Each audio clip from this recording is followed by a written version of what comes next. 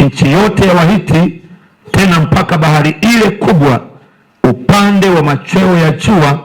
Hapo ndipo patakapokuwa mpaka wenu. Bwana Yesu asifiwe.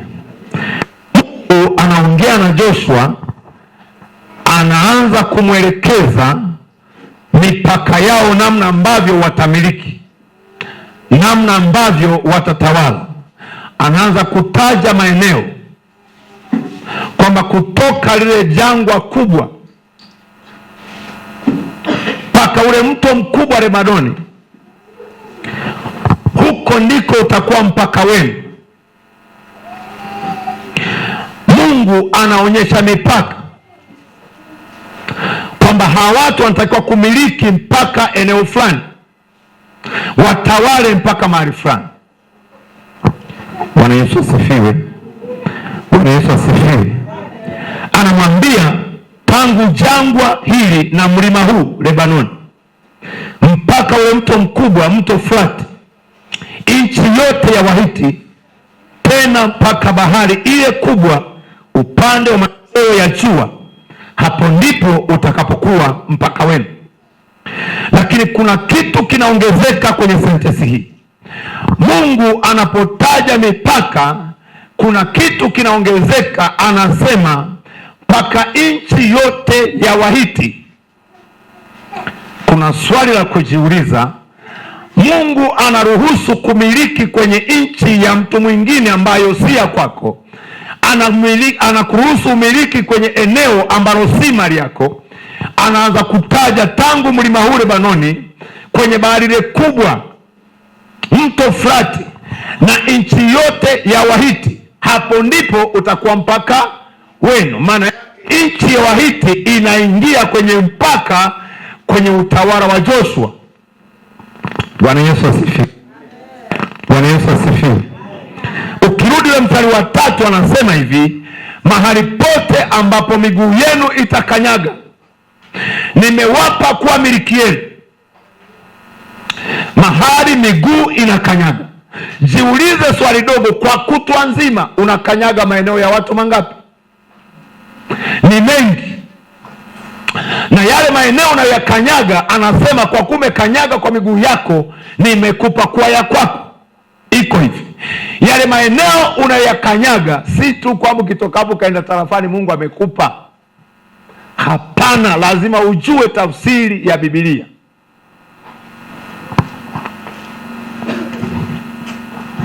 Ili Mungu akupe iwe ni miliki yako, ni lazima kuwe na hoja zenye nguvu.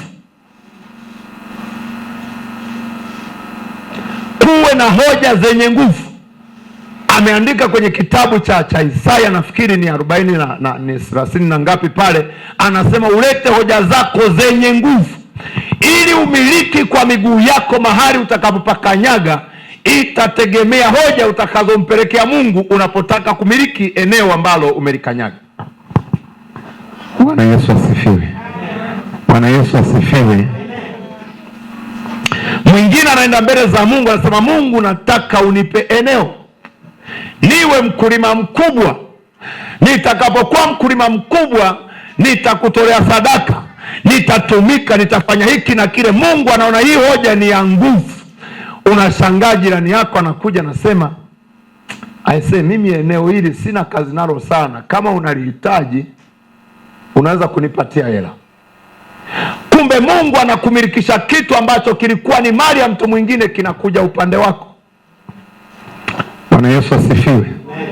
Utanielewa tu.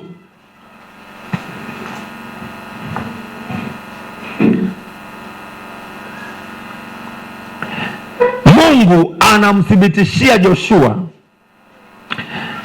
kwenye ule mstari unaofuata, mstari wa 5, anaposema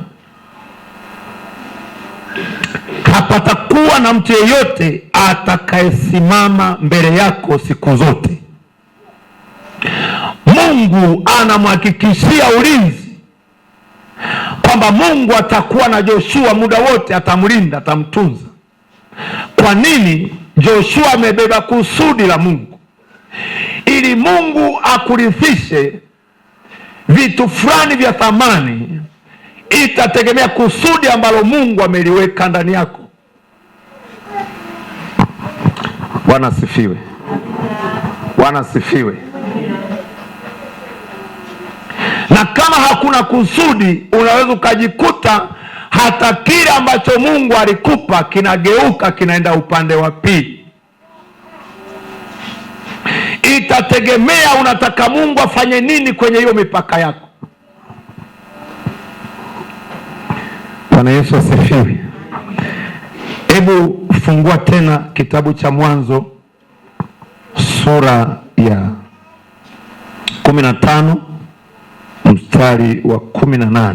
Kitabu cha Mwanzo 15 mstari wa 18, anasema siku ile Bwana kafanya agano na Abrahamu akasema, uzao wako nimewapa nchi hii, kutoka mto wa Misri mpaka huo mto mkubwa, mto Frati. Anatamka amempa uzao wake. Bwana Yesu asifiwe. Amempa uzao wake. Ule mstari wa 19 Mungu anaanza kutaja nchi au mataifa ambayo yatakuwa kwenye umiliki wa wana wa Israeli. Mungu anaanza kutaja, ametaja makabila mengi hapo. Anasema Mkeni na Mkenizi na Mkedimoni na Mhiti na Mperizi na Mrefai na Mwamori na Mkanani na Mgirigashi na Myebusi. Anataja maeneo ambayo yanakaliwa na watu, maeneo ambayo yanamilikiwa na watu. Anasema nitawapa uzao wako. Bwana Yesu asifiwe. Mungu anamwambia Musa nitawapa uzao wako. Lakini anza kujiuliza, mpaka Mungu anamwambia nitawapa uzao wako, nini kilitokea? Ili Mungu akuridhisha kuvushe kwenye mipaka yako, nini kimetokea? Ni lazima liwepo jambo limetokea, alafu Mungu anakuvusha kwenye mpaka. Bwana Yesu asifiwe. Bwana Yesu asifiwe. Ukirudi pale nyuma, hasa ukianzia mstari wa 7 kwenye sura ya 15, utaona Mungu anaanza kuzungumza na Abrahamu. Wakati wa yale mahojiano, utaona Abrahamu anamuuliza Mungu swali. Anasema umeniambia niondoke kwenye nchi ya baba zangu, unataka niende nchi nyingine, nawe unaniacha nikiwa sina kitu. Nitajuaje kule ninakoenda kwamba niwe Mungu nataka niende? Halafu Mungu anampa masharti, anamwambia sasa unitolee sadaka.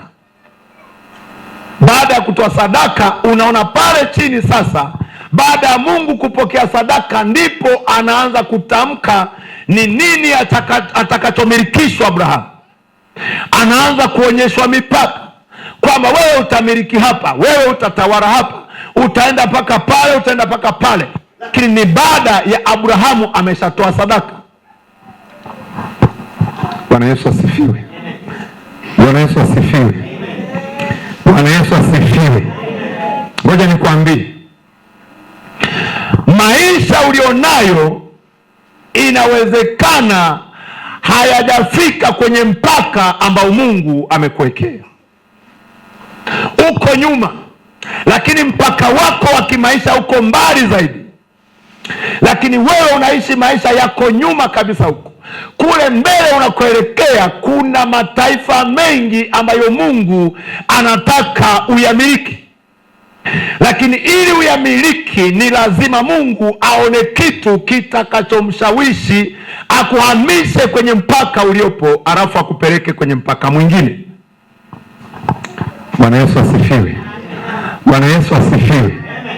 Bwana Yesu asifiwe. Unielewe tu,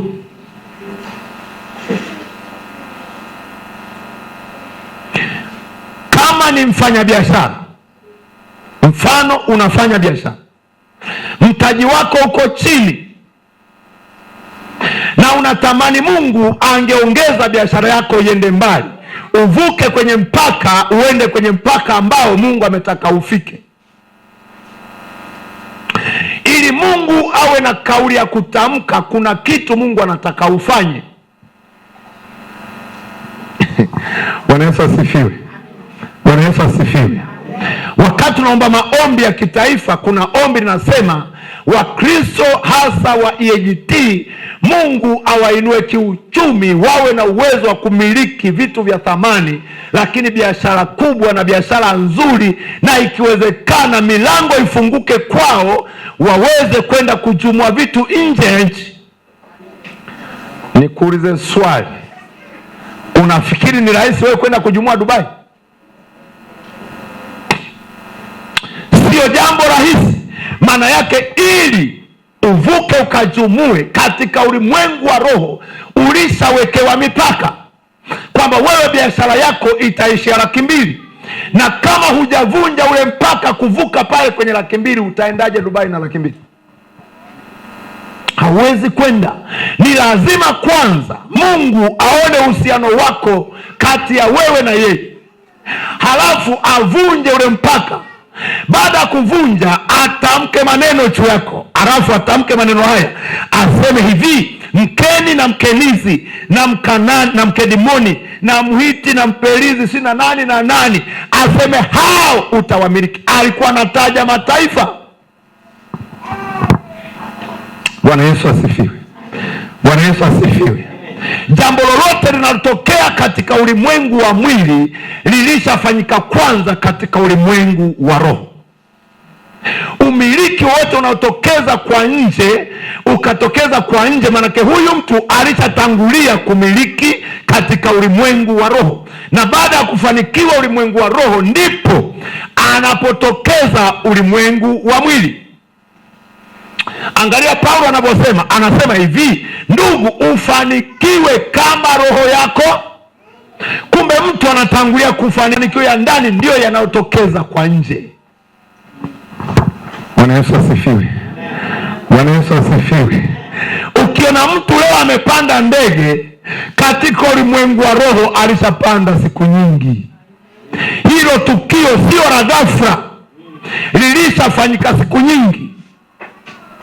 Sasa ili Mungu akuvunjie mipaka uliowekewa, ni lazima ifanyike nguvu ya ziada katika ulimwengu wa roho. Sasa mipaka ambayo Mungu anataka tuivuke iko mingi. Wengine tumewekewa mipaka kwamba huyu mpaka wake, mtaji wake hautavuka 500,000. Mtaji wake hauvuki 500,000. Ndio utafanya biashara, utafanya, ikifika 500,000 tu unashangaa tatizo limetokea. Mara shangazi kafa, mara nyumbani kuna msiba, mara ndugu yako wa karibu anaumwa, halafu unajikuta ghafla una huruma ya ajabu, unataka kumsaidia, unatoa 200,000, umerudi chini. Lakini katika ulimwengu leo kuna kitu kinachotembea.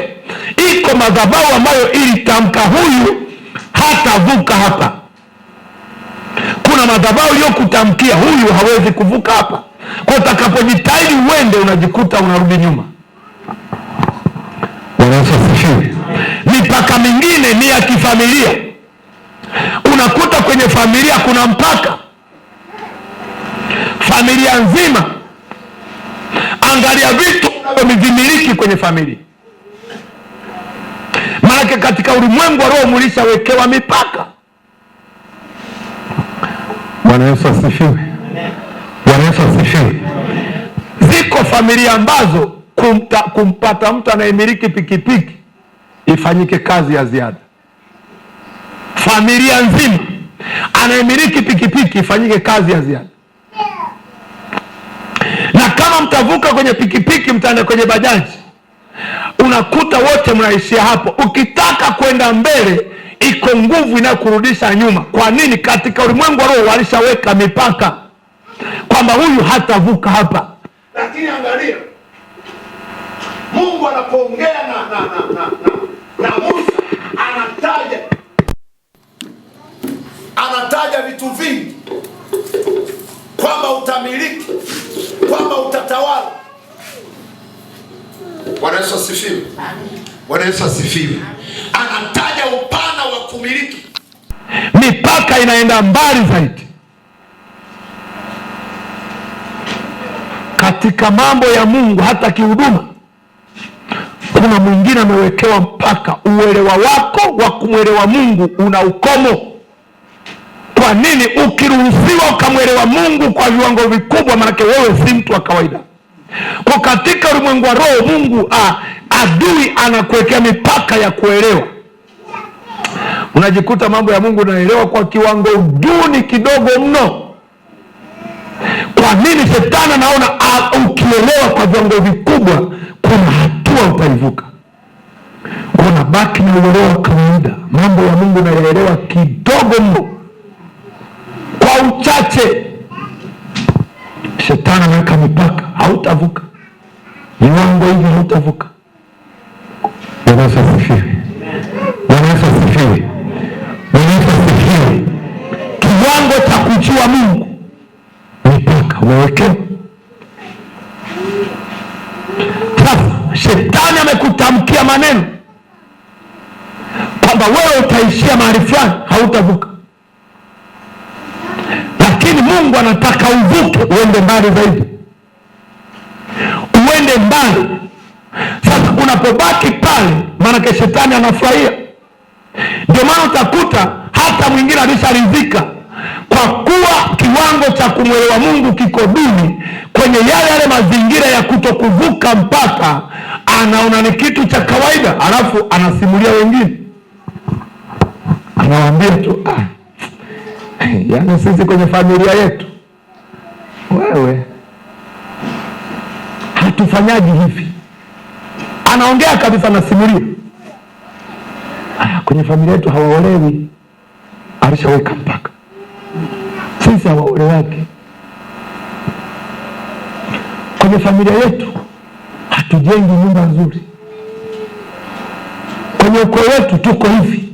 Kumbe katika ulimwengu wa roho si huyu anayeongea, lakini kwenye familia ndio mpaka waliowekewa, kwamba hawa hawatafika hapa. Angalia vile ambavyo familia zingine unakuta katoto ni kachawi, kajukuu ni kachawi, bibi ni mchawi, babu ni mchawi, na wenyewe mipaka yao ni hiyo. Wanaishi kwenye maisha kama haya. Bwana asifiwe. Bwana asifiwe.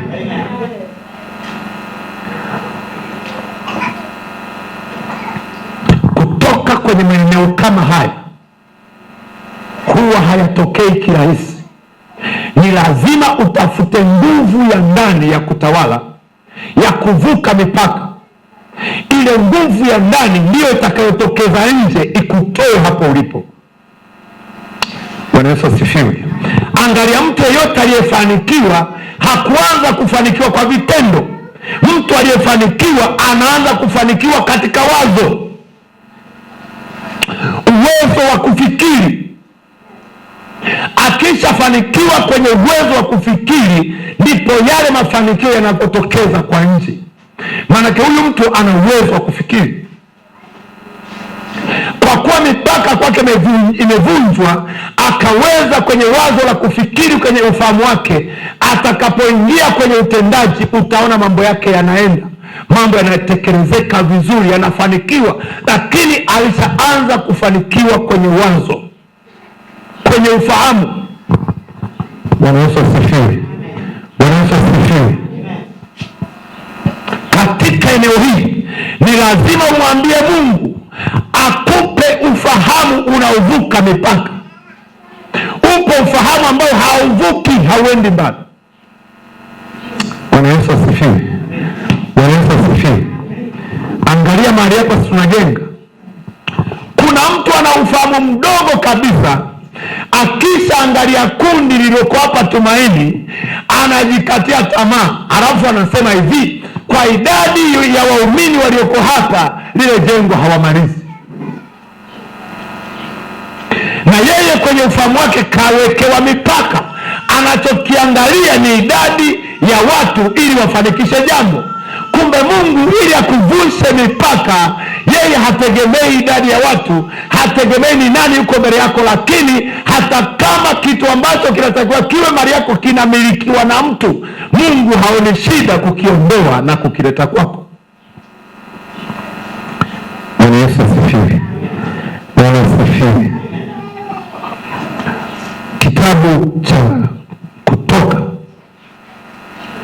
23 mstari wa 29, 23 kuanzia 29.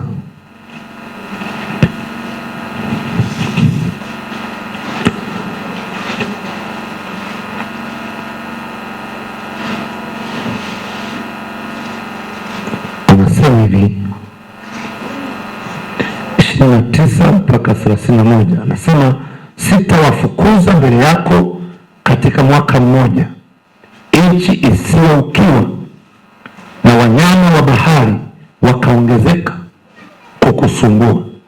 Nitawafukuza kidogo kidogo mbele yako hata utakapoongezeka wewe na kuirithi hiyo nchi. Nini tunajifunza hapa? Mungu anapotaka kumbariki mtu hambariki kwa ongezeko la vitu vya wakati mmoja. Mungu anapotaka kumbariki mtu anaanza kidogo kidogo, hatua baada ya hatua. Anamwambia Musa, anasema hawa ninaokuambia utawamiliki. Ametaja mataifa mengi kama 9 kwamba yatakuwa ni ya kwako. Mungu anasema sitawafukuza kwa mwaka mmoja, lakini anasema nitawafukuza kidogo kidogo. Kwa nini awafukuze kidogo kidogo? Anasema watakapotoka kwa wakati mmoja, hiyo nchi itakuwa ukiwa, lakini itakuwa na wanyama wakali ambao watakusumbua. Nikuulize swali leo tu,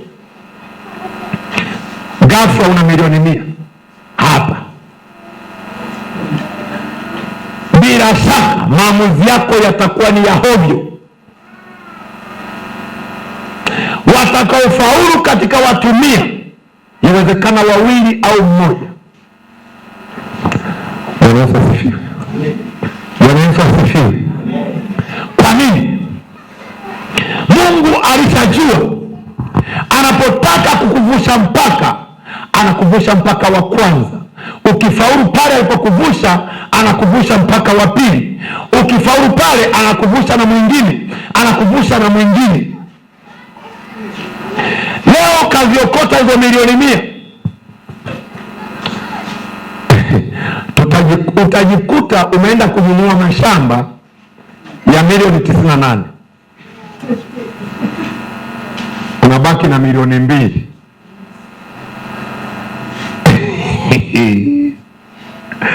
Ni kweli chapata mashamba, unayaendeshaje?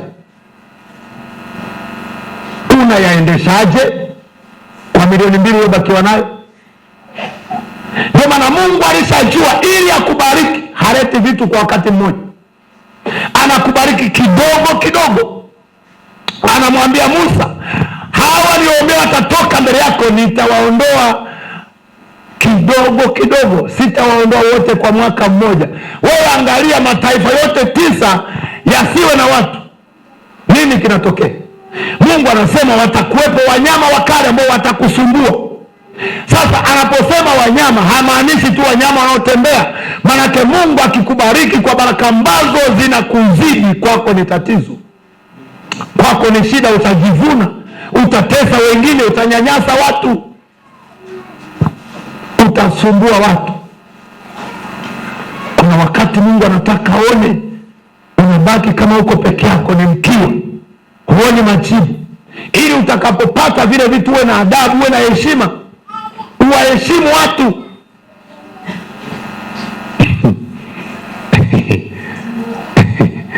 Utakapokuwa na fedha, utaanza kudharau vyakula vya wengine. Unakula dagaa, sisi tunalishaga kuku. Uwe na adabu, uwe na adabu. Unawaambia wenzio chakula binadamu, nakula vyakula vya mifugo. Hapana, dagaa ni chakula, ila kuna levo ambayo Mungu akikupeleka ndio utaanza kuona mbona ni kama kilikuwa bado.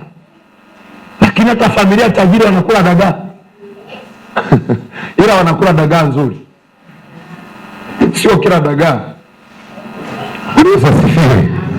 Bwana Yesu asifiwe. Bwana asifiwe.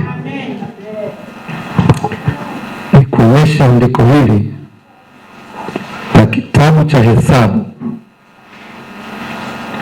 sura ya 34.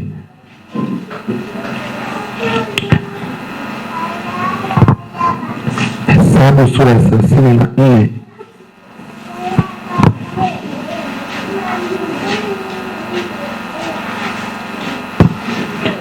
mstari wa 3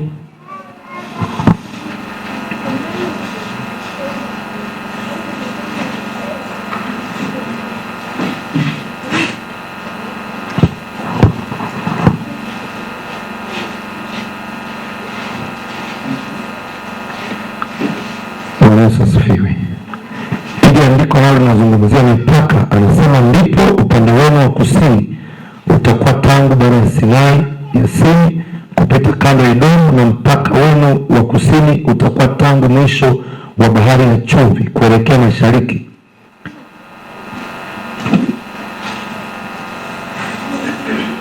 Bwana Yesu asifiwe. Niliacha hili, hebu twende Kumbukumbu la Torati sura ya 3.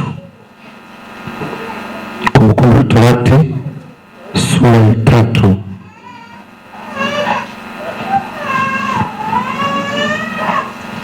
Nianze kusoma mstari, nisome tu mstari wa 25. Kuna kitu tukione hapo. 3:25 nasema hivi: nami nakuomba nivuke nikaione hiyo nchi nzuri iliyoko ng'ambo ya Jordan, mlima ule mzuri na Lebanoni. Lakini Bwana alikuwa amenikasirikia kwa ajili yenu, asinisikilize. Bwana akaniambia, na ikutoshe, usinene nami zaidi jambo hili. Kwea katika kilele cha Pisga, ukainua macho yako upande wa magharibi na kaskazini na kusini na mashariki, ukatazama kwa macho yako, kwa maana huvuki mto huu Yordani.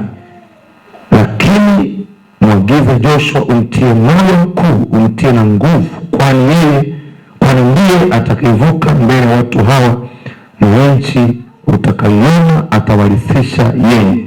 Basi tukakaa katika bonde lililoelekea Beth-peori. Bwana asifiwe. Kuna kitu hapa nikuonyeshe. Watu wengi tunaota ndoto.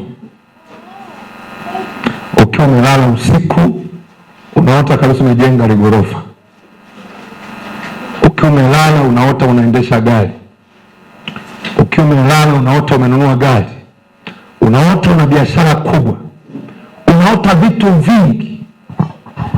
Shetani anachokifanya, anaweza kakuacha kwenye faraja, ukaanza kufarijika na ndoto kwamba utakuwa mtu wa namna fulani baadaye. Lakini nikutahadharishi, kufika kwenye ndoto unayoyota ziko gharama. Bwana asifiwe. Kufika kwenye hiyo ndoto unayoyota kuna kitu lazima kifanyike. Angalia hapa, Mungu alishamwambia Musa kwamba mtaenda nchi ya Kanaani, nchi ya ahadi. Lakini hapa Mungu anamwambia Musa, panda kwenye kilele cha Pisga kule juu mlimani. Huku nyuma Mungu alimwambia utaenda na hawa watu Kanaani. Halafu amefika pale mlimani, anasema wewe hutavuka, utaishia hapa, ila nimemwandaa Joshua, yeye ndiye atakayefika kule. Kwa nini? Kuzifikia ndoto zako, kufikia kwenye malengo yako, itategemea mahusiano yako wewe na Mungu. Umeishije na Mungu hapa katikati ili akupeleke kwenye ndoto yako? ili uvuke mpaka uende kule ng'ambo. Angalia, Musa anaambiwa hutavuka Yordani, maanake amewekewa mpaka. Katika ulimwengu wa roho, shetani anakuwekea mipaka. Kuna vitu hutavuka, ni mpaka nguvu ya ziada, mpaka nguvu ya ziada. Bwana asifiwe.